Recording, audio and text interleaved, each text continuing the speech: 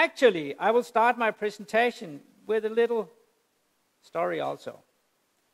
I like stories. I'd rather tell stories. Anyway,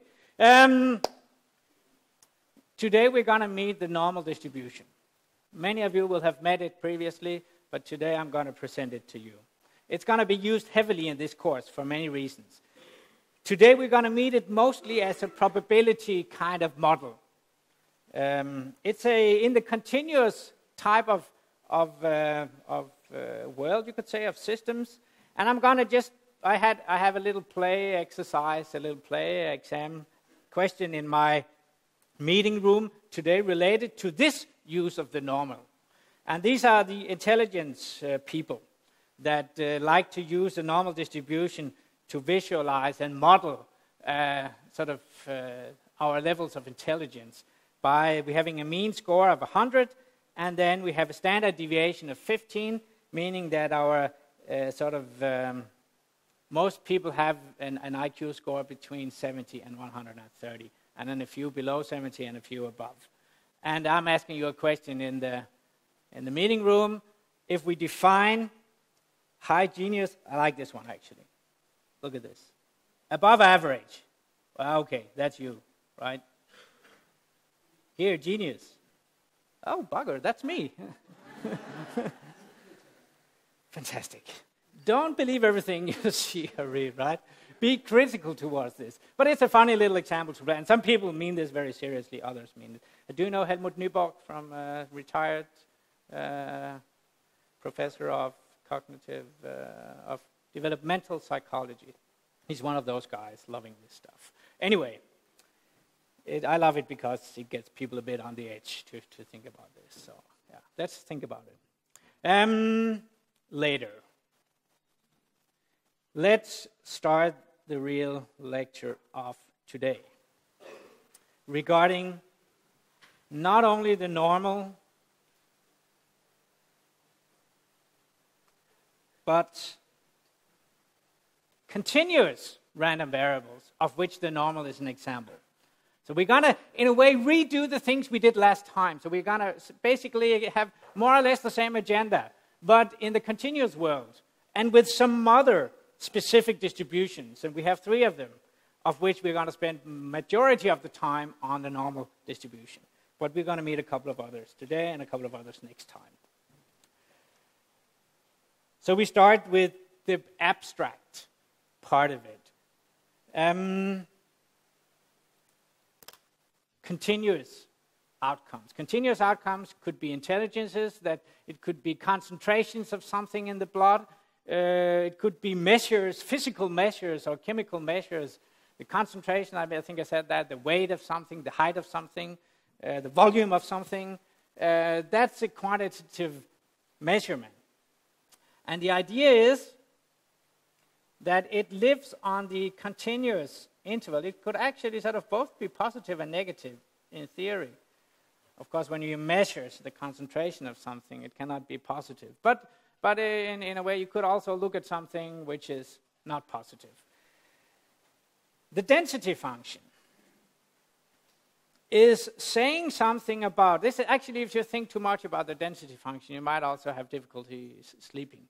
The density function in the discrete world was just the probability of the individual events, right?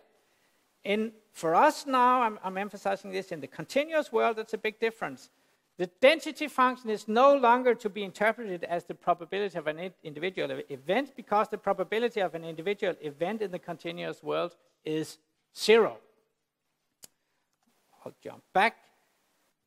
As any function, this is the most abstract part, any function that is positive or 0, but not negative. Negativity doesn't make sense. It should be positive or 0, and if it integrates out to 1.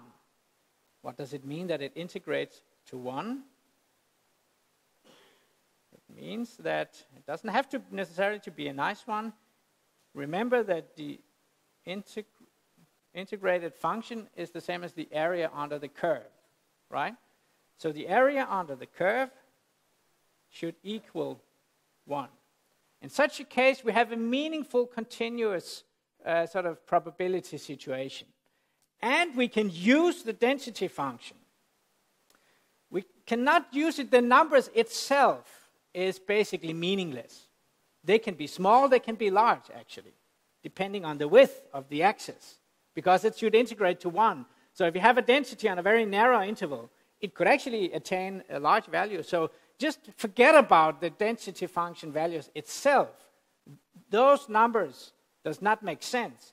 Only when we have a positive sort of interval on the axis, then we could say that the integral between a and b of the density function equals the probability of being between a and b. This is the way to look at the density function, that if you integrate under it for certain intervals, you get probabilities, but you need to integrate, because when you go into the individual point, the integral becomes 0, and that is the value of the function is not 0, right? But the area under the point is 0. So that's the sort of maybe challenge here, but it doesn't. It's not going to ruin the day for us. We don't need to think too much about this. You're allowed to, of course, but we don't need to. Just think of it as this is the way that it works as a probability tool, probability model for us. We also have a distribution function. The distribution function is, by means of the probability expression, defined exactly as in the discrete case, right? Note here, in fact, again, that it would be the same as taking the inequality sign sharply, as we say, without the equality. In the continuous world, we can be sloppy with less or less than or equal because it doesn't make a difference in the continuous world. In the discrete world, we have to be careful to be exact because it makes a difference whether you have the individual observation part of it or not. And this is, again, let me emphasize that, because the individual outcome in a continuous world is 0. The probability function like that then becomes, by this definition, the integrated density function, right? If we have, again, the density, some odd function, and we have some x, then the area on the curve left of x, that's the capital F, the distribution function. So these are two functions that each of them sort of describes the whole system. Small f describes the whole thing, capital F describes the whole thing in each their way. Note by your math education that you could also get small f by taking the derivative of capital F, due to the definition of capital F of being the integral from minus infinity up to x. This is a bit of math here. Good. That was the abstract definition of a continuous random variable with its density function and its distribution function. So this is what I did last time for the discrete. Then let me do also the final abstract thing of today. That is to also to define in a general random system, continuous random system, we can define what we mean by the mean of the system. The mean of the system, remember how it was in the discrete world, just for comparison here. In the discrete world, the mean was sum over all explicit possible discrete outcomes, then each individual outcomes times the probability of each outcomes, which we called the density function back then. So basically it's the same formula that I give you here, namely that I average out x times the density of x, but it's in the continuous world, so I don't use summations, I use integration. So as you maybe know that these two are sort of analogies of each other in respectively the continuous and the discrete worlds. If we do have some probability system described by small f, we can also find the mean of the system by doing this theoretical integration. If possible, I mean, but at least mathematically we can express it. And I mean, again, if you have a bit of, also in math, we don't even though you cannot do integration explicitly, sometimes you can have a program, you can have Maple or MATLAB or some program, or R for that sake, to do integrations numerically, actually. So just so you don't have maybe to do everything analytically. In high school, we were very focused on analytical things, but we can do many things without being explicit. Anyway, here is also the next and final definition like this. We can also define the variance of a continuous system. An important, very important thing, I hope you realize now. The variance is basically the same definition, of course. It's the same as when we compute the variance on real numbers. We did that 2 weeks ago. It's just taking the mean of numbers, comparing each individual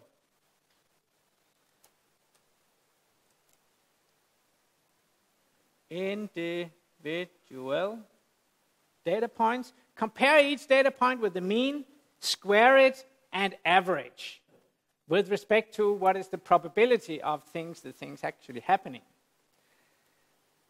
Here, the probability is given by the density function, or the probability intensity is the right way of saying what the density function is. And then we average out the squared deviances. And that is the theoretical formal definition of a variance of a continuous random system. Whoa, this is as abstract as we are going to go here. So that's what we did last time for the discrete. Now I did it for the continuous. Let's make a jump to the next